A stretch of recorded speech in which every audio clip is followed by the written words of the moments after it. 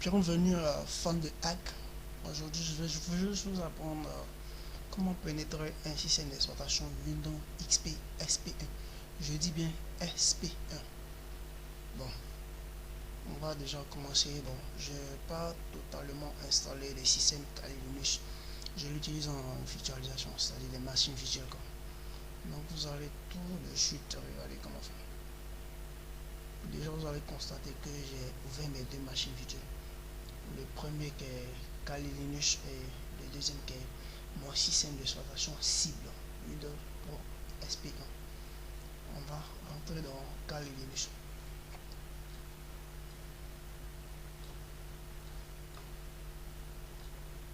Bon, vous allez commencer par ouvrir votre terminal ici, par là. Si c'est votre tout début, vous pouvez déjà ouvrir Metasploit. Metasploit Framework, c'est lui qu'on va utiliser pour pirater notre XP qui est ici. Donc vous pouvez, si c'est votre toute première fois, vous pouvez déjà ouvrir ici. Quand vous allez ouvrir, ça va commencer à vous faire les installations. Voilà, c'est pas longtemps. Mais si vous l'avez déjà ouvert, vous pouvez directement prendre. Mais même si vous n'avez pas encore ouvert, vous pouvez commencer par là et déjà saisir la commande MSF console. On va attendre que ça puisse préparer les différents réglages. Maintenant, on va partir sur une XP pour partir voir ce qu'on a besoin de ça. Tout ce dont on a besoin là-bas. Oh, ici, le SP1 n'a pas de pare-feu. Donc, ne cherchez pas de pare-feu dans un XP. On va ouvrir le terminal sur XP ici. Le command prompt. Et on va taper ip configure.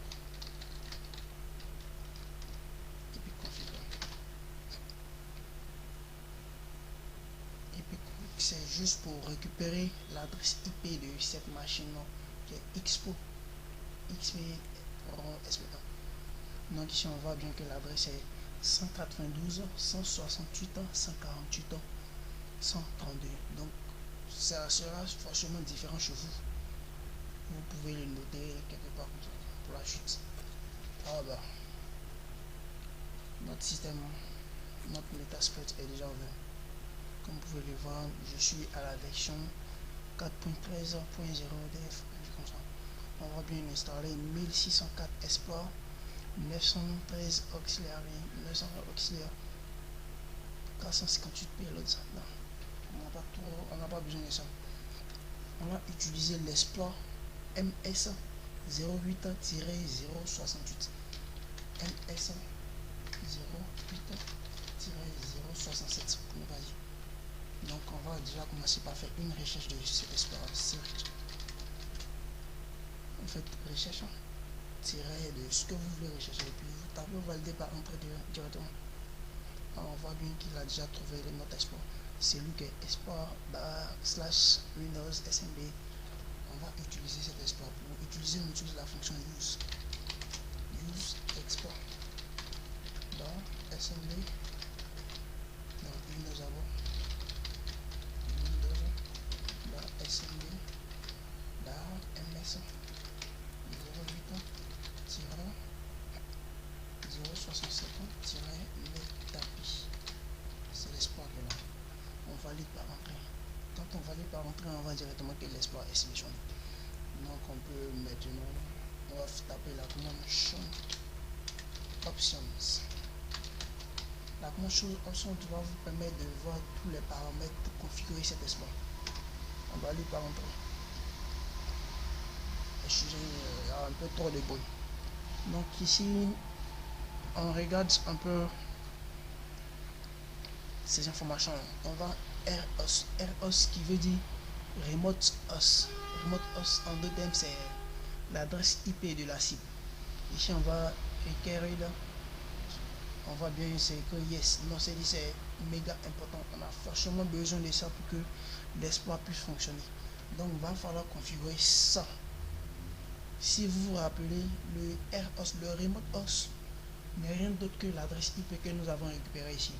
Le 192, 168, 148, 132.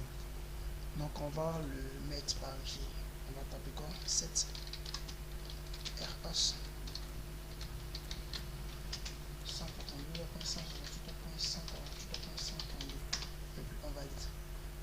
Une fois validé, bon, si on veut vérifier que c'est bien inséré, on peut encore taper le show options.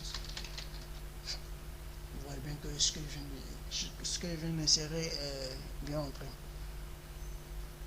On va utiliser après maintenant les pilotes. C'est-à-dire quand vous sélectionnez votre exploit, on a sélectionné notre exploit ici. Maintenant on va utiliser un payload. Un payload c'est la méthode pour pouvoir entrer, pour pouvoir pénétrer dans un système d'exploitation.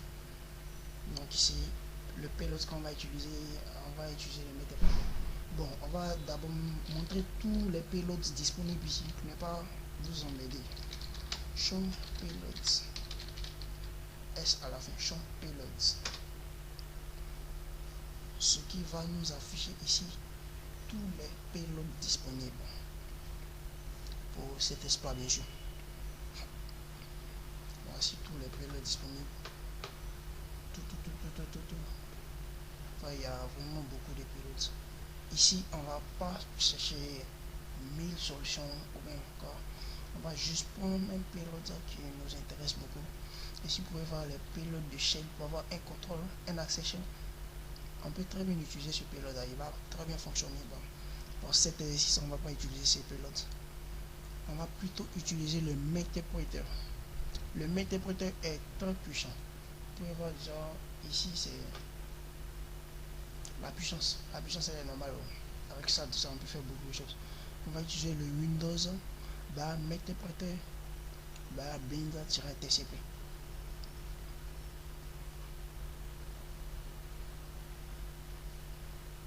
Set payload. C'est le Windows slash multipreter slash Windows. Tu vois ici ça, TCP validé par entrée. C'est le payload est déjà validé. Vous pouvez encore afficher show options pour afficher les options du payload. Ici c'est les options de l'exploit MS08, blablabla. Et ici vous pouvez voir les options du payload. Les options du payload, ici on a LOS yes, mais c'est déjà configuré. On voit que bon, on n'a pas grand chose à mettre ici, donc on ne va pas utiliser ça. On va rien set là-bas. Donc directement quand vous voyez que tout est rempli, vous avez déjà tout rempli, vous pouvez déjà lancer l'exploit. Vous valider directement par ROM. Ici je suis à la version Metasploit 4, donc vous pouvez directement taper la commande ROM qui vous lance directement l'exploit. Mais si ROM ne passe pas, vous pouvez taper exploit. Exploit aussi fonctionne pour les autres versions. Mais ici je vais utiliser ROM. Et voyons maintenant attaquer notre machine cible.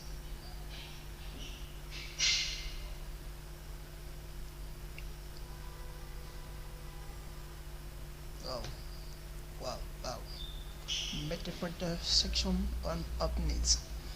Blablabla. On vient juste de pénétrer, on vient juste d'entrer dans la machine XP SP1 Pro, qui n'est rien d'autre que celle-là. Ça, ce système cible. On vient juste d'entrer dans ce système. Une fois que nous sommes dedans, bon, on peut s'amuser, on peut faire tout ce qu'on veut, tout ce qu'on veut. Par défaut, quand on a le multipreter, on est dans le dossier Windows. Le dossier Windows qui est là. Dans le Dixer. Windows ici.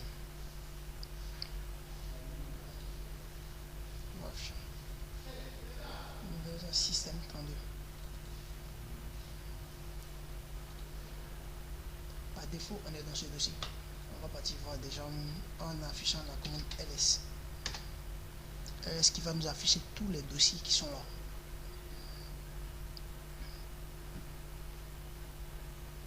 Donc vous pouvez voir tous les fichiers qui sont dans ce dossier là.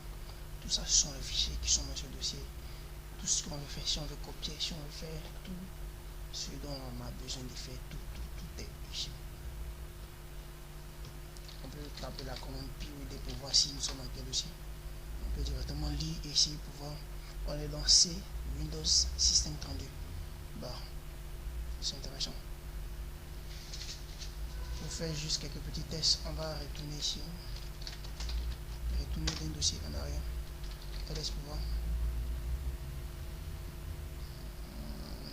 POD pour voir si on est dans quel dossier. On est maintenant dans le dossier Windows. On est juste dans le dossier Windows. On peut retourner un cran en arrière encore. LS. Alors, POD évidemment.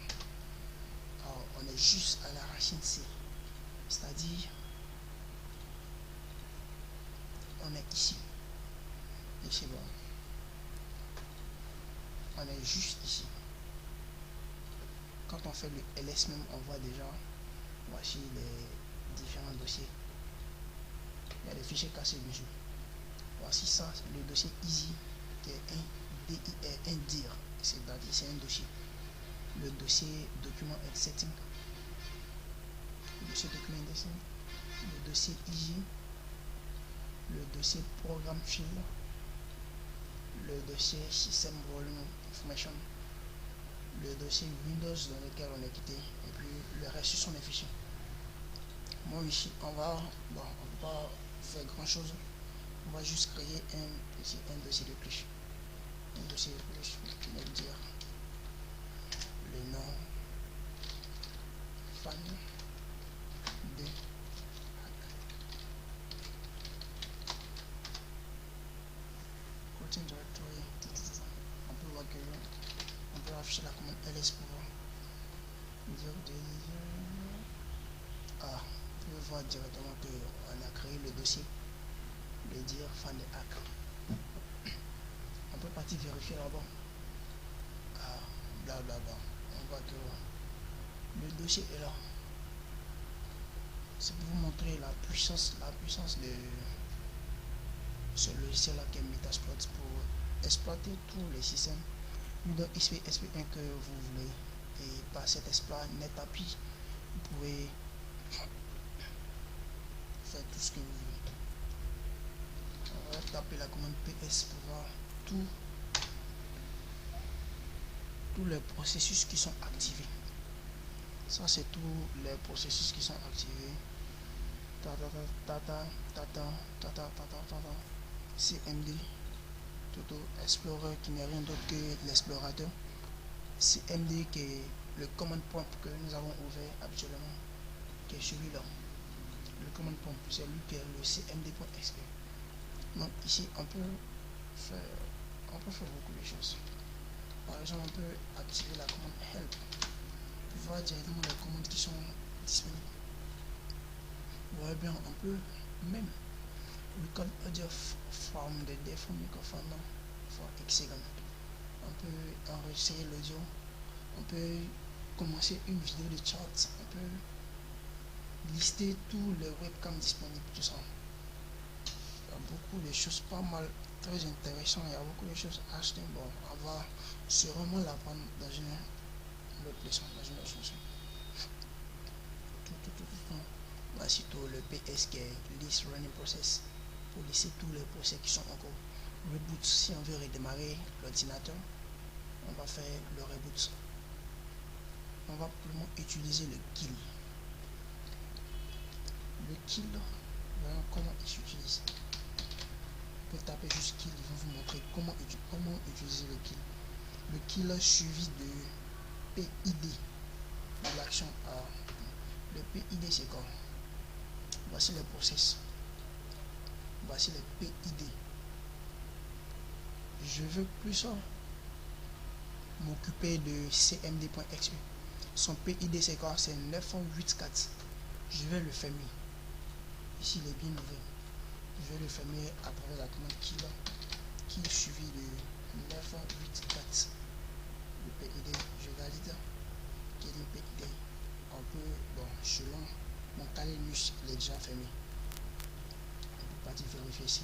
Pap, ça a disparu. Donc vous pouvez voir, je suis bien dans ce système. J'ai tous les contrôles, je peux tout faire, je peux faire tout ce que je veux.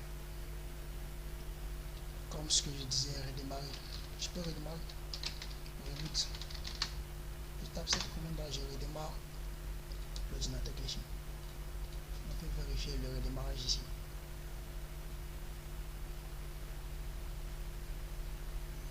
Wow, il est en train de redémarrer.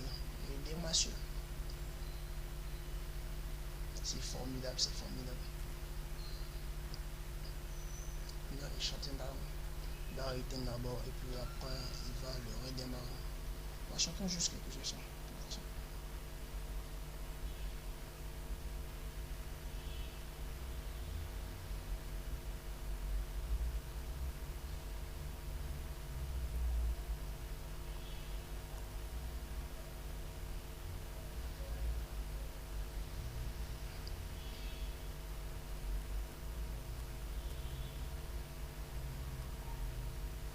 Vous pouvez voir déjà il a commencé à redémarrer. Bon, on va pas suivre tout le processus de redémarrage. On va directement fermer tout. On est dans notre section.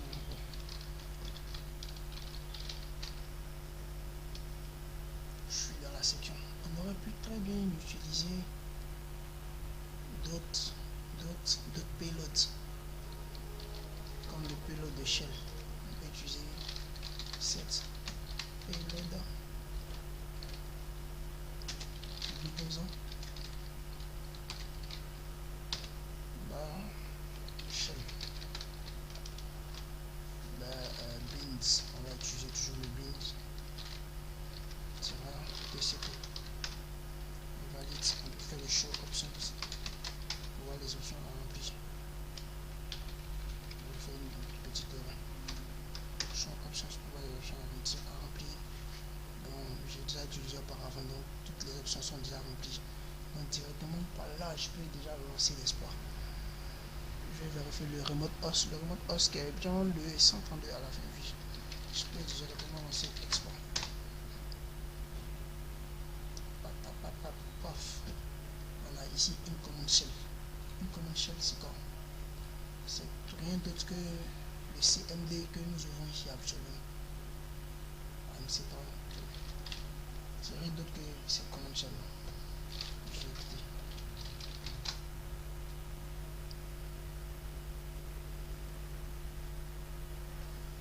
C'était tout, je vais tout fermer maintenant et on se dit à prochain pour un nouveau tutoriel.